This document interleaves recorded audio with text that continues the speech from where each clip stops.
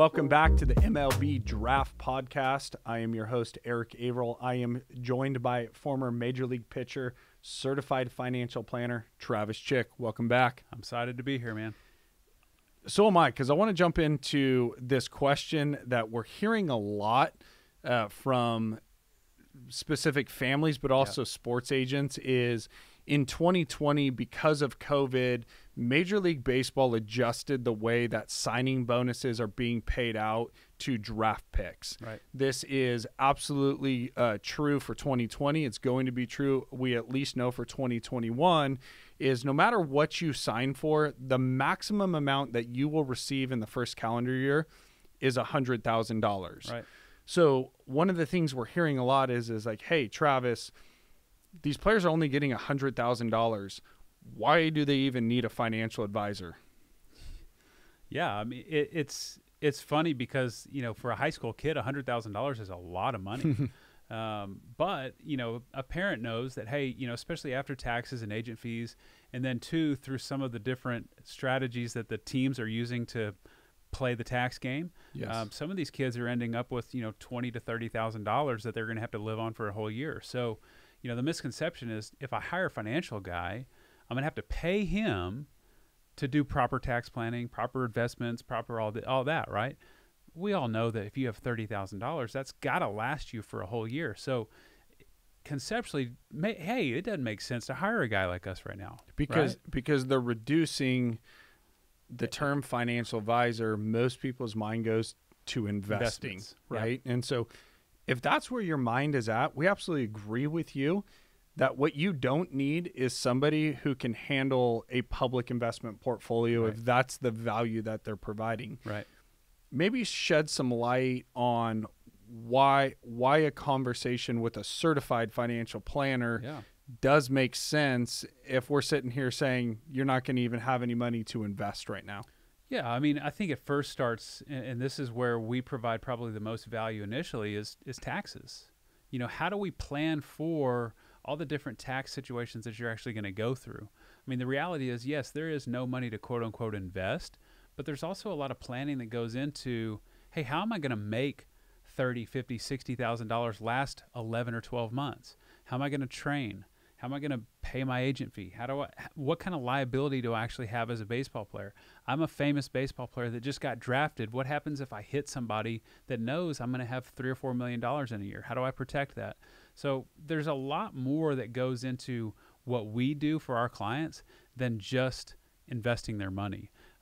It is pure on, we're trying to educate and empower them to make good financial decisions from the day that they hire us. And if we take a step back, and I think we miss this a lot of the times, is ask what is happening in this situation.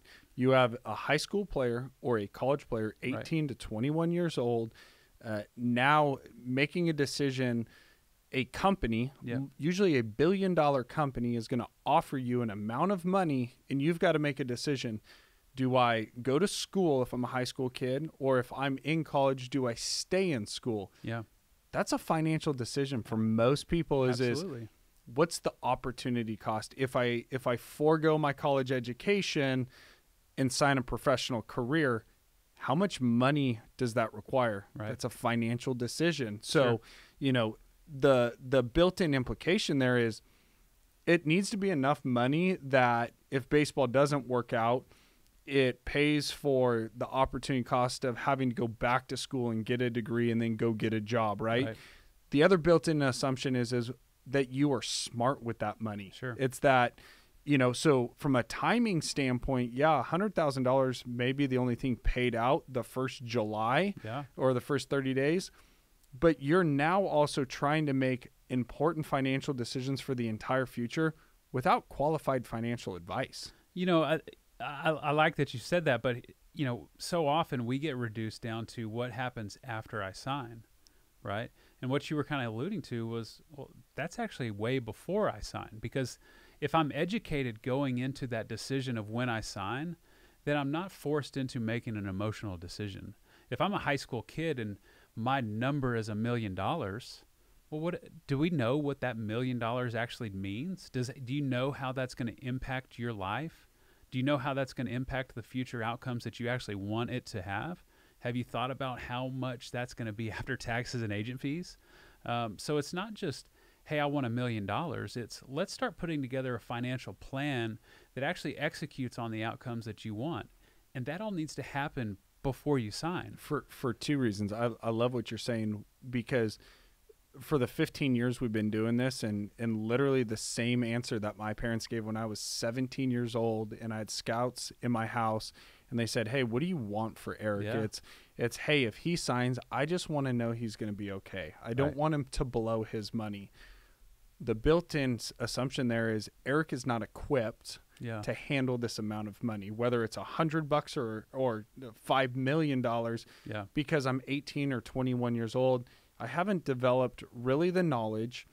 I absolutely don't have the skill set on how to manage money, right? And I don't have the discipline to build in good money habits. And so mom and dad listening to this, or even player, if your goal is to make sure that you make good decisions with this money, can you answer whether or not you have that knowledge, skill set, and discipline? If the answer is no, that means we have a lot of work to do that has nothing to do with investing the money. Absolutely. You know, one thing, and this goes true with everybody, right? You know, I hear it from retirees all the time. Well, hey, once I get $1 million in the bank, I'm going to retire. Or, you know, a draft pick. Well, hey, my number is $1 million.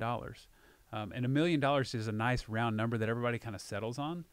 But what if you're the best pitcher in the country that's signed to go to, and I'm just going to randomly pick a school, Vanderbilt. Right. And I know that I want to get a law degree. And I know that I want to be some specialty type of lawyer if baseball doesn't work out. What is the present value of that law degree from Vanderbilt or, you know, wherever, right? So just throwing a number at the wall and hoping that it sticks it's not a good financial plan. Right. Because it doesn't really take into account what we talk a lot about is your human capital. Yes, you can throw a baseball really hard or hit a baseball really far, or you're one of the best in the country at hitting a curveball, or you're one of the fastest runners, whatever. Pick a skill set, right? But you also may have some human capital inside your brain that you can unlock and make a lot of money that way. Yeah. And that should be valued into the conversation, I think, too. Yeah. One thing that I want to get your thoughts on is, let's talk about the other big statements or questions that surround this conversation. So, hey, you don't need a financial advisor before the draft. So hopefully we've talked about why, just on face value, that doesn't make sense. You're making the most important financial decision.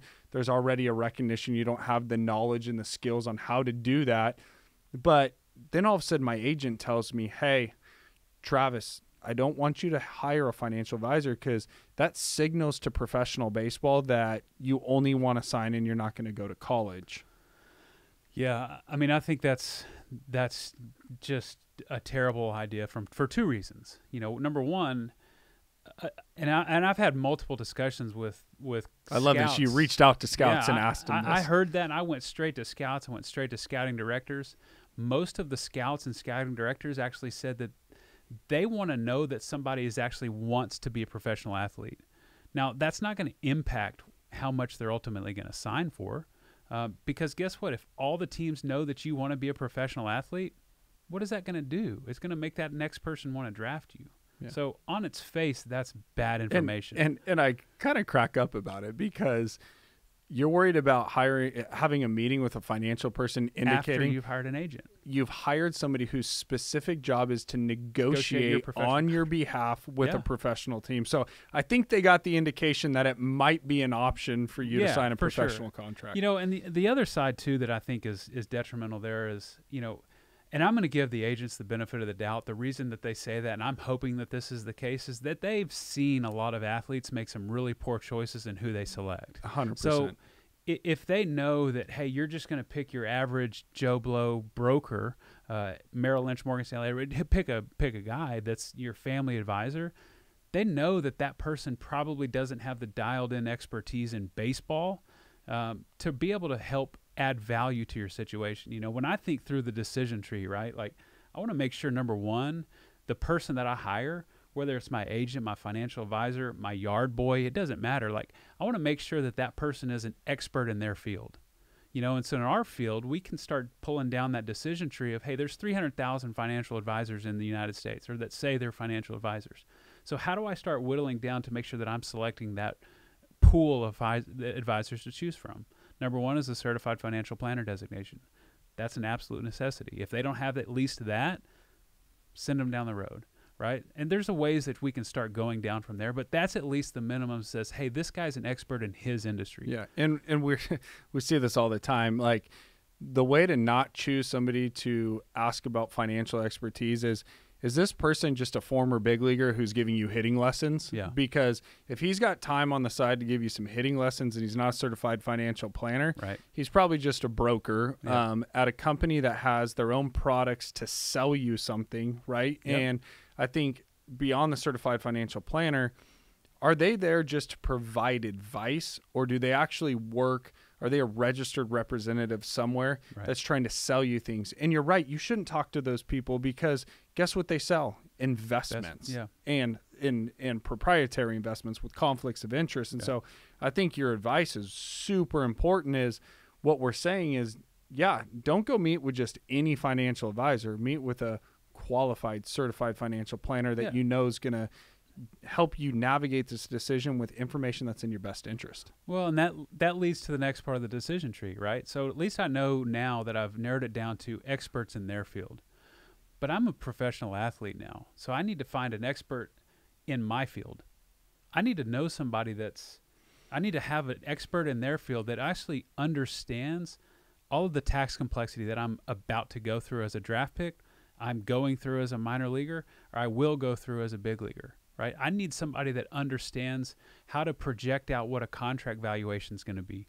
I need somebody to project out and plan for, do I need to make an individual or a Roth IRA contribution this year or next year? Or what is that going to impact me in the future? So it's not good enough to just have a CFP. It has to be a CFP that actually understands your niche and understands what you're going to go through. And I was just going to say, it goes back to the beginning of the conversation of having a robust definition of an expectation of a financial advisor should be that they should be able to provide advice on all your finances, not just on the public traded investment portfolio that their company happens to see, because you don't need that person before the draft. You need the person who's saying, hey, I'm going to manage your entire net worth, something called a family office, right? That a lot of times most financial advisors are actually limited. And we have a whole podcast about that. We have a whole resource. You guys are probably already familiar. And if you're not, we've written a book called Paid, which is all about maximizing your signing bonus, minimizing the amount of tax that you pay and winning the money game. It breaks down who's qualified, what are the unique needs you have as a professional athlete. And so you should definitely check that out. And so, just being sensitive to time, Trav, if you could put a bow on this conversation, maybe also talk about, how important building rapport and trust and due diligence is, and why waiting until after the contract is already been signed really can put you at a disadvantage if you haven't done that pre-work. Yeah, I mean, this is a relationship business, so there has to be a trust factor, number one. But so often we see this emotional decision, and there's this time crunch, and COVID was a unique year, but every year is a unique year, right? Everybody wants to use COVID as this excuse to say, hey, I can't get in front of somebody, or I can't meet with somebody. Well, we've figured out ways to cope with that, right? But the reality is, you don't want to make an emotional decision and narrow that focus. You don't want to narrow that selection process. And the other part too is there are, as we've discussed in earlier podcasts and things like this, there are time limitations on when you should actually start making really good financial planning techniques and strategies, right? And we're coming up on one, December 31st. That's a really important date to be able to maximize and plan for your future. And if you're waiting till some of the kids weren't getting home until October or November, what is that interview process like? When you selected your agent, was it you sat down and you hired the first one that you met with? Maybe it was the good one, but maybe not, And I think you bring a really good point there, because we really do value sports agents, right? We've seen some of them do incredible work for our clients, and there are some very good ones. And most players take their time, right? No doubt. They get to know them. They interview multiple companies because they're trying to figure out who's the best fit. Sure. And what all we're saying is here's the really interesting thing. Agents, their involvement with you as the player or your son, it only exists as long as your baseball career is. Right. Which, if you're a Hall of Famer, that might be 15 years, Yeah. right? How long is your money important for? The rest of your life. And so I think as long as you have it. Exactly. And so instead of being reactive to who you're going to turn your money over to, it's this proactiveness to say, who's really my partner in helping me have a successful, not only career, but post-life. And so, that's one of the things I love of our experience here is we've helped guide the first overall pick, right? From tax projections, planning XYZ, to the guy in arbitration, to the multiple clients who've signed these massive long-term deals. Right. But some of my favorite stories, I mean, we have these clients that we're helping go through the MLB pension right now. Yeah. That means that they have to be 62 years old, right, to be collecting on that.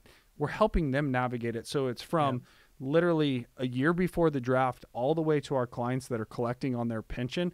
So we have this full picture about how to plan for the Major League Baseball player. And so, we appreciate your guys' attention. Obviously, you can tell how passionate we are about helping you guys make the right decisions, having the right education. And so make sure that you head over to MLBdraftpodcast.com. There you can get all the links that we talked about in the show notes, access to the book.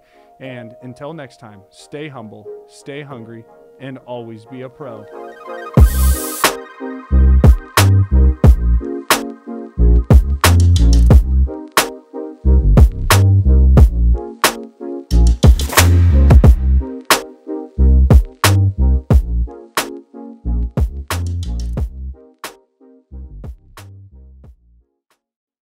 The information in this podcast is educational and general in nature and does not take into consideration the listener's personal circumstances. Therefore, it is not intended to be a substitute for specific, individualized financial, legal, or tax advice. To determine which strategies or investments may be suitable for you, consult the appropriate qualified professional prior to making a final decision.